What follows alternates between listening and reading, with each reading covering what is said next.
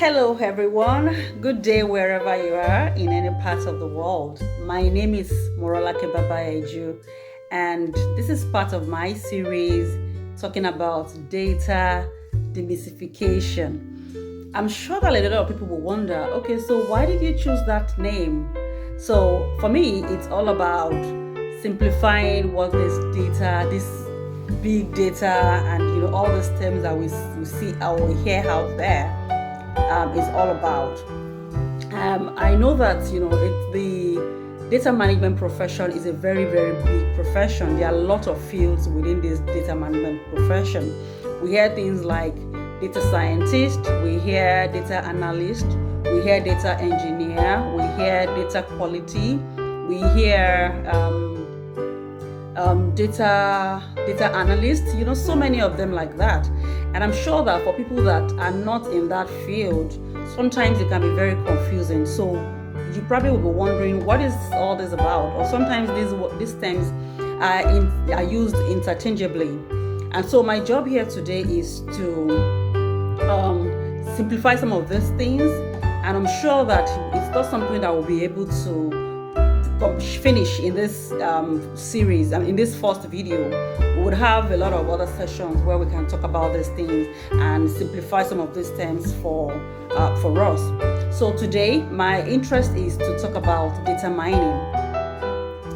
For people that are not in that profession, like I earlier said, may not understand the difference between all these different terms. So today, I just want to talk about data mining and relate this to business for people that are in business and are interested in knowing, okay, so what is all this about? Yeah, so it is no longer news that data is the new oil. And for people that are not already interested in data within their business, it won't be long before they find themselves not out of business or not even able to compete with people in the same profession with them. And so it's inevitable for all of us. We just need to, in one form or shape, introduce data management into whatever kind of business we do, no matter how big or small your business is, whether you are an SME, whether you are MSME, whether you are a big institution, or whatever size that you're playing.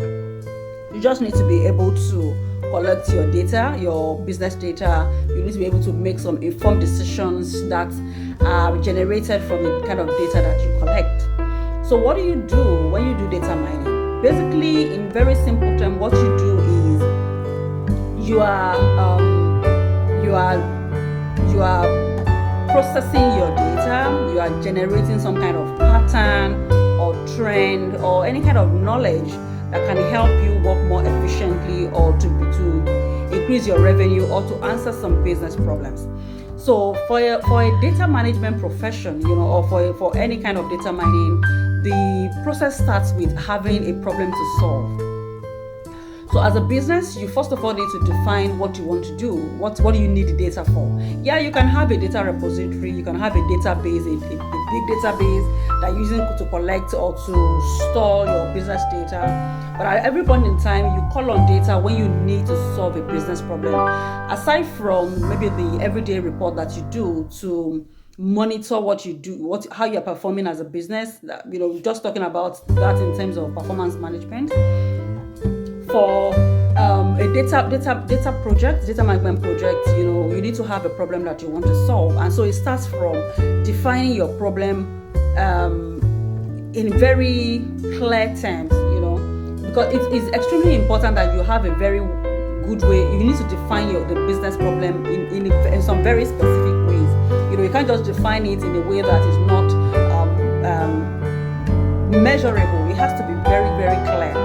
And so I don't want to go deep into statistics, but there are some other part of statistics that can also, help you in how to define this business terms. If you are going to be using some, statistics to answer your business problem, for example, talking about hypothesis in this scenario, or creating a theory, then from the theory having an hypothesis and things like that. But that's not my focus for today. So when you have with the data project or data mining project, so it starts from defining your business problem. So once you have your business problem well defined, then you start to think about, do I even have the data to solve this problem? Do I have the data internally, or is there any external data that can inform this kind of business problem I'm trying to solve? And so once we are able to identify this data that is likely going to provide some kind of answer to the business problem you are trying to solve, then you can go into your data processing. So what do we mean by data processing? We talk about data processing in terms of just doing some data cleaning, checking if there are missing values in your data, checking if there are outliers in your data, checking if there are wrong spellings, duplicates, and so many of those things, just so that you have your data in a proper structure. And once you are able to do all of that, of which I'm going to say that I mentioned outliers. There's a misconception that some people think, oh, when there's an outlier in your data, then that's the problem. It is not in all cases that your outlier is a bad thing. Sometimes the outlier has to be in your data, or it could be that you need to report that outlier separately so that it doesn't change the meaning of your findings, at the end of the day when you produce the report or your result from your data mining. And so I don't want to go in depth into that. That can be another conversation for a different video.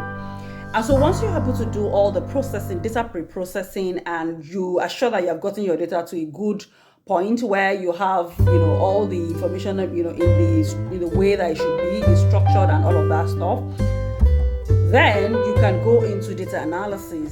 So for data mining, we use different methods for data analysis depending on what kind of data we have, and depending on what kind of problem we're solving. So there are different methods, and so that's where a data scientist would come in with their algorithms, looking at different things. For example, it could be that you're trying to see if there's any kind of. I'm going to use some examples here. So if the problem you're trying to solve, for example, is to see how a particular situation is affecting another. In this situation, I mean to see how one variable is affecting another, or what kind of relationship exists between one variable and the other. And I'm going to use, for example, if you're in healthcare and you're looking at how is smoking affecting the rate of cancer.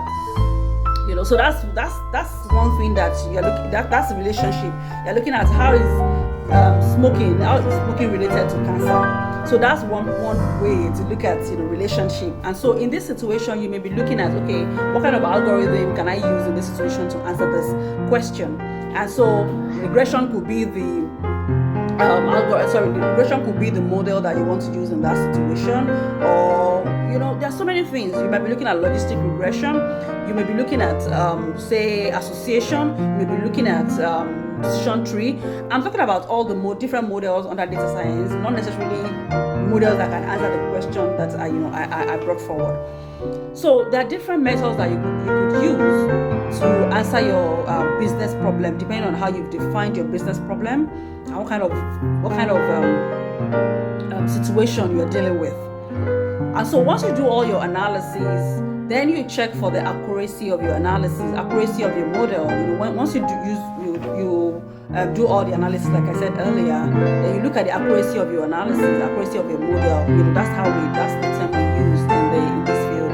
Accuracy of your model.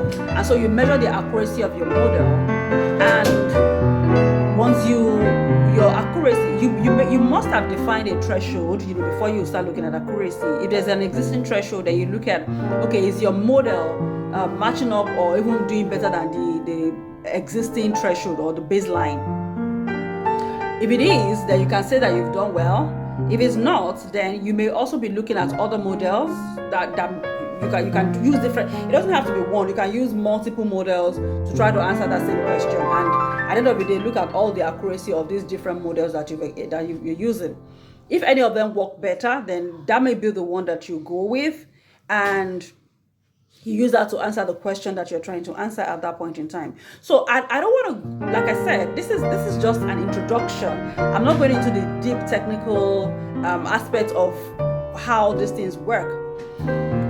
So once you do all of that, then you can deploy your finding. You can, if it's a presentation you're going to be making to, for example, your executives, or you are going to launch what your finding is to some kind of production, at that point and things like that. Then you begin to look at that. But to keep it very simple, these are the steps that you take. When you are doing your data mining, just by trying to solve a business problem. So I'm going to keep it at that. We're going to be doing more of these things, and we talk about different areas, different things that you do within this data profession, so that we can enlighten ourselves, and people that are interested, that don't already have any kind of knowledge here, can have the very, very simple, or very simple way of understanding this thing, and then they can seek new knowledge or seek more knowledge to have a depth understanding of whatever part of this data management profession that they want to go into. Like I said earlier, there are different places, there are different things. You might be interested in being a data engineer, you might be interested in being a BI analyst, you might be interested in being a data analyst, and so many areas. So there are different things that different people are doing within the data management profession. So you just need to carve your niche and explore, and see if whatever it's for you, or define your profile in whatever specific area that you are interested in, and you can move on from there. So thank you very much. I don't mean to take too much of our time. I already spent 11 minutes here, so I don't want to take so much of our time. Thank you so much. And before I go, I would like to talk about my outfit. This is Adire from Africa, from Nigeria. So this is a fabric that a lot of Nigerians are familiar with, and it originated from Abeokuta, of which that's where I'm married to.